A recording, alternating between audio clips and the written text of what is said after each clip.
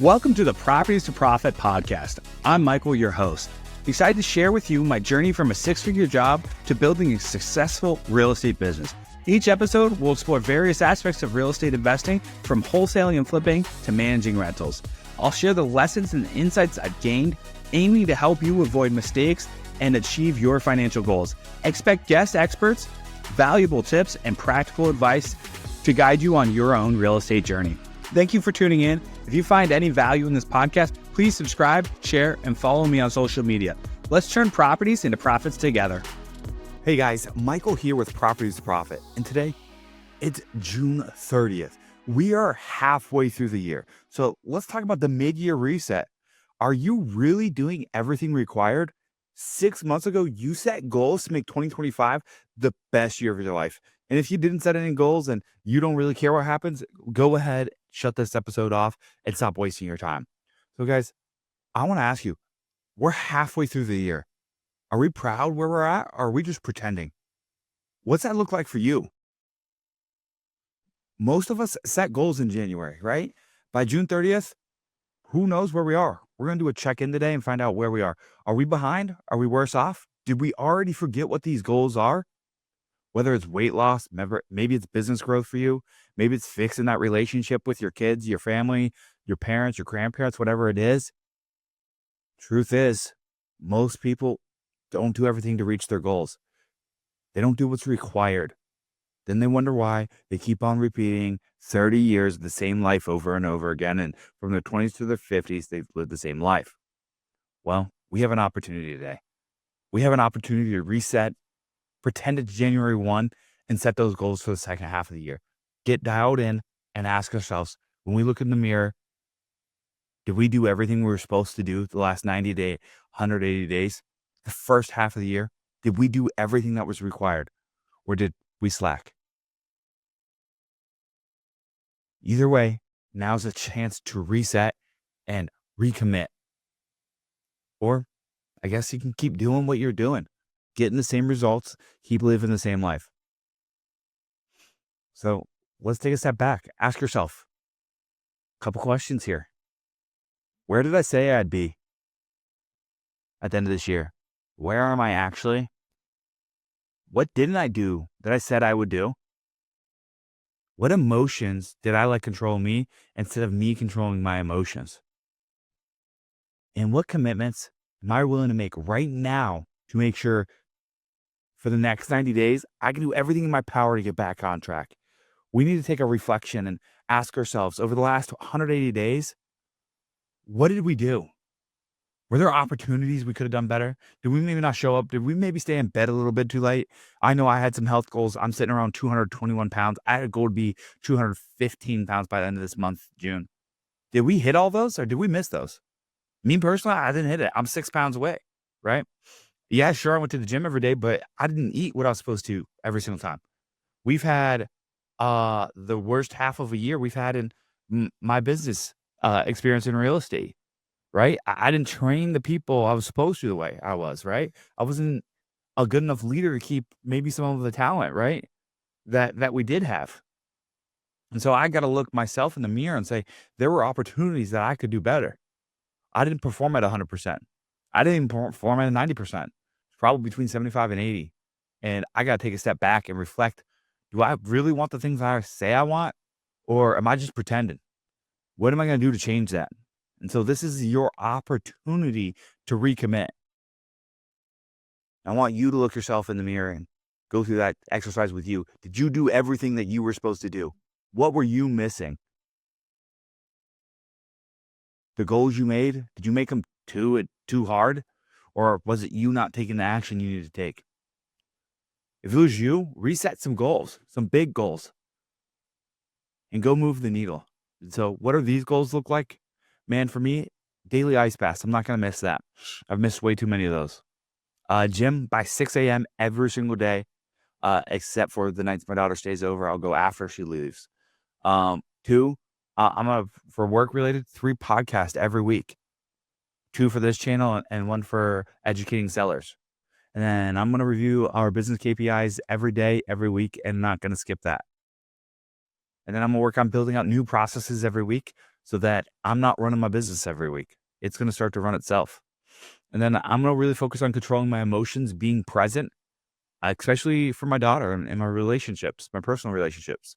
I've already started to do that, but I'm going to start doing better. I set limits with Opal, the app that helps you stay focused. It's helping me out at work. Now I need to add some constraints around at home, right? I have it set up that I can't get into any apps on Saturday mornings when I'm with my daughter. Now I need to set up that I'm not on evenings or if I wake up in the middle of the night. And so I'm going to take self accountability and I'm sharing with you guys what I'm going to do.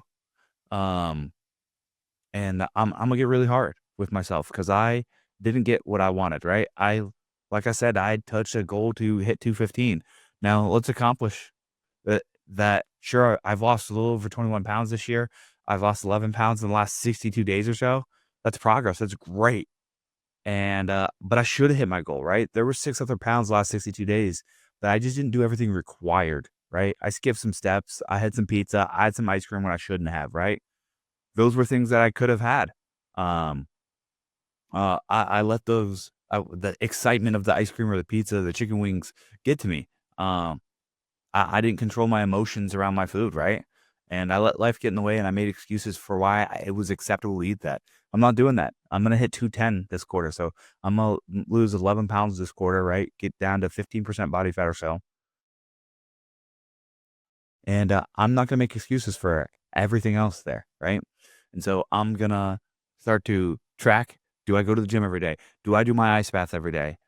Did I set up Opal to, it keeps me out of those Instagram, TikTok, whatever apps I distract myself from. For me, it's a lot of it's news articles, right? I'm going to make sure that I'm using everything in my power to make sure that this quarter is much better and I can turn the second half of the year around. And so you really need to take a time to reflect right now. And today is as good a day as ever as we wrap up the second quarter. If you're doing everything that you were supposed to and you're crushing your goal, maybe this is an opportunity to maybe set the goal a little bit higher, right? Set the bar a little bit higher so you can go after some big things.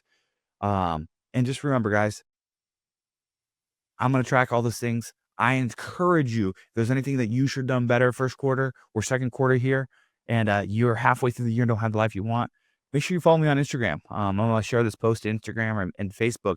Comment below. Let me know what you're going to change the second half of the year because I'm going to change the big things, right? And so you got to remember, guys, the lessons here, trying just isn't enough.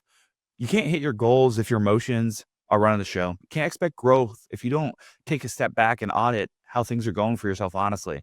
And you have to write down these goals and these commitments because most of the time we're going to forget about them in a couple hours, let alone a couple weeks.